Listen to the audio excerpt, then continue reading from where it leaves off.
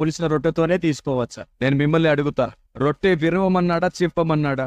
మరి విరవాలంటే ఎలా ఉండాలి? అది విరవాలంటే కొంచెం లావుగా ఉండాలి కదా. చపాతీ లాగుంటే చించాల్సి వస్తుంది. రెండోది, పులియని పిండి పొంగని రొట్టె అన్నాడు. పులియకూడదు అంటే అది బ్రెడ్ అవ్వకూడదు, పొంగకూడదు అంటే అది చపాతీ అవ్వకూడదు. సో కొంచెం లావుగా. మీకు అరిసెలు తెలుసా? చపాతీని ఒక 6 చపాతీలు కలిపితే ఎంత లావు అవుతుంది? అంత పెద్ద రొట్టెను చేసి చిన్న మంట పైన ఒంట్లు దగ్గర పెట్టుకొని పొంగకుండా కాలిస్తే దాన్ని విరుచుకోవచ్చు మనం. రీసెంట్ గానే యూట్యూబ్ లో WCM సెబీ క్రిస్మస్ అని ఒక వీడియో పెట్టాం. దాంట్లో నేను రొట్టె విరవడాన్ని చూశారు.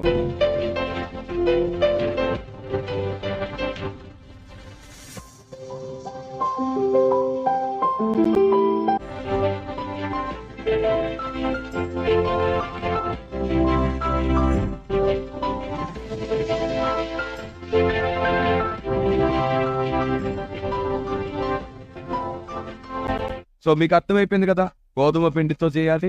పథకం ఎందుకు? బ్రెడ్ ఎందుకు? ఒక వ్యక్తి ప్రతిష్ఠింపబడి ప్రార్థన చేసుకుని ప్రతి ఆదివారం చేస్తే సరిపోయింది. లేదా సంఘం పెద్దదైతే 4 5 నియమించుకుందాం.